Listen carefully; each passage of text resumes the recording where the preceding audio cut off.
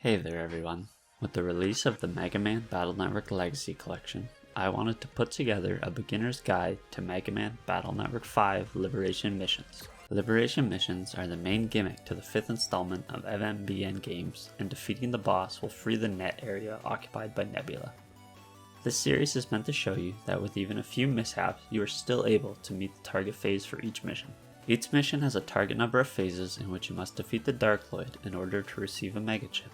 This guide is intended to help you complete the mission in order to receive the better or alternative Mega Chip depending on the mission. During our turn, Navis can do one of three things. First, Liberation. This is the basic concept where you attempt a virus battle to clear a dark panel. However, during these missions, the player must delete the viruses within 3 turns or they will fail. The custom screen will automatically open once the gauge is full to complete a turn. Beating the battle in 1 turn will also liberate the surrounding dark panels. This will be critical in some battles. Second, each Navi can use a special ability that requires order points. As we recruit more team members, we will cover their ability and its usefulness. Finally, you can choose to pass and recover 50% of a Navi's HP. Alright, let's get into it. Mission 1. Darkloid, BlizzardMan. Each Darkloid has a special attack they can use. BlizzardMan uses an attack snowball which damages all Navis within a 5x5 area near him. The target phase here is 7, and if completed within, you're rewarded with a BlizzardMan Code B Mega Chip. We intend on beating it in 5 to receive the BlizzardMan SP Code B chip instead.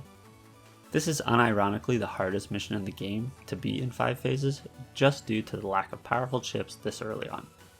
You can always come back and play these missions again later with more powerful folders.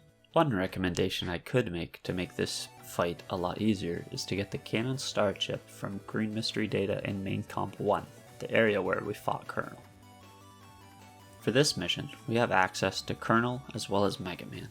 Megaman's special is Longsword. It liberates 2 panels deep. Colonel's Screen Divide liberates 3 panels wide. In battle, Colonel can use Screen Divide to throw a V/out to attack the enemy in the same row as him, or 3 panels ahead if no enemy is in the same row. His special chip, Colonel Cannon, shoots a large cannon that if it hits the back column will spread to neighboring panels. The first mission, liberating wise, is very straightforward. We start by taking Megaman and clearing out the first panel. We follow this up with Colonel to clear a path towards the Dark Hole.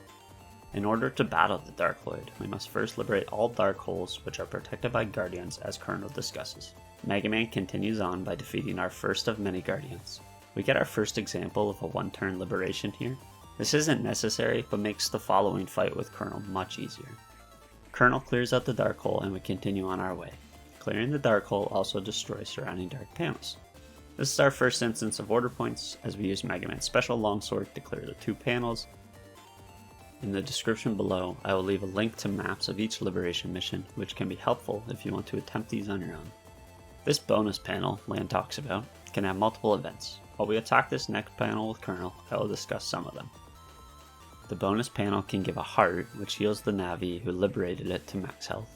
You can also receive a battle chip. Each mission has a set you can receive. Order points give some order points, usually 3 I believe, and 1 phase invincibility. Until the next turn, the team will have a 1-turn invincibility. You will be protected outside battle as well unless you enter a battle. Finally, Major Hit kills the closest Guardian or deals 20% of max Darkloid HP if no Guardians remain. Megaman and Colonel will tackle the Guardian and his Dark Hole. While they do, let's talk about the different types of battles you can face.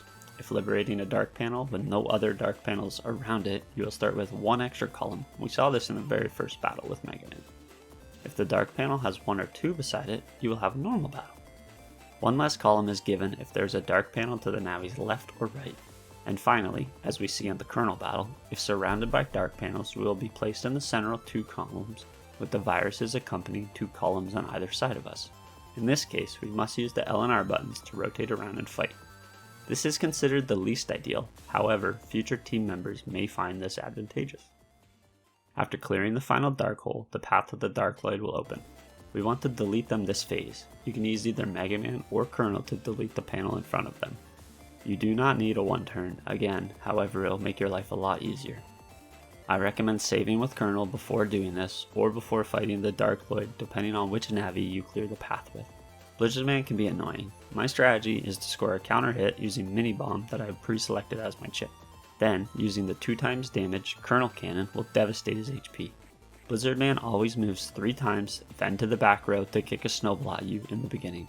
He will then attempt to freeze you if you are standing in front column. His final attack, he rolls up in a snowball, charging through the middle row and dropping 2 snow patches in your area. With a few charge shots later, liberation complete.